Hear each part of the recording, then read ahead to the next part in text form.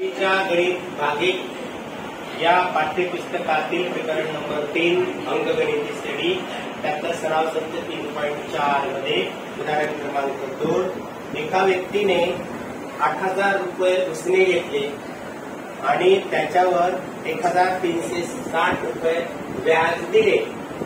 पण त्याने एकूण पेड केलेली रक्कम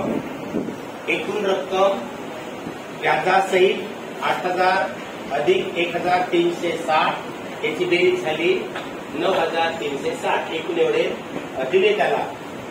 12 महिने असे पैसे दिले आणि प्रत्येक महिन्याला जानेवारी जर घेतला असेल तर 40 रुपये दिले, फेब्रुवारी जर घेतला असेल तर 40 रुपये कमी केले. जर त्याचा हप्ता मार्च मध्ये भरला असेल परत 40 रुपये कमी केले. म्हणजे प्रत्येक महिन्याला 40 रुपये कमी केले. असं 12 महिने केलं. म्हणजे आपल्याकडे n बरोबर 12, d बरोबर -4 आणि पहिला आणि शेवटचा हप्ता काढायचा 12 महिन्यातला. पहिला हप्ता म्हणजे A म्हणजे T1 याची किंमत काढायची आणि 12वा हप्ता काढायचा किती असेल शेवटचा हप्ता आणि पहिला हप्ता म्हणजे T12 आणि A काढायचा T1. तर Sn बरोबर n/2 2a n-1 into d. Sn म्हणजे किती 9,360 रुपये व्याजासहित आलेली रक्कम. किती महिने आहेत 12. यांची किंमत 12 महिने. ए पहिला हप्ता काढायचा. यांची किंमत किती 12 वजा 1 आणि डी ची किंमत प्रत्येक महिन्याला तो 40 रुपये कमी देतो. म्हणून याचा भागाकार म्हणून चिन्ह द्यायचा प्रत्येक वेळेस. 9,360 याचा भागाकार 6 बेसिक 12 6 आलं बरोबर. कंसामध्ये 2 अधिक 11 गुणिले -40 -40 असल्यामुळे असे त्याला ब्रॅकेट मध्ये लिहायचं. आता हे जे गुणिले 6 आहे इकडे आले भागिले 6 9,360 भागिले 6 बरोबर 2 अधिक वजा होईल 440 याचा गुणाकार येईल 4 1 4 4 1 4 2 0.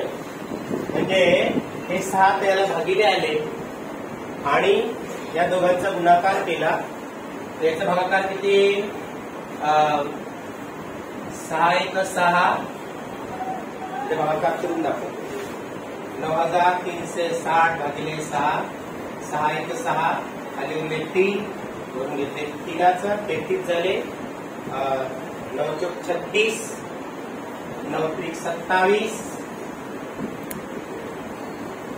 6 चालीला वरून घेतला 6चा 66 झाले 9 5 45 9 7 54 54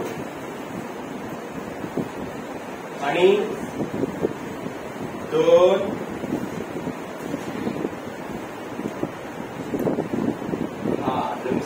63 होता. ठीक आहे. याचा पुढचाही भाग जाईल 7चा भाग जाईल 63 खाली किती उरले 3 आणि वरचा एक 0 आला 6 5 30. हा भागाकार किती आला 1,375 1,375. बघा बरेच सांगतो 6 1 6 खाली उरले 3 वरून घेतला 3चा 6 7 36 मोठे होतात 6 5 30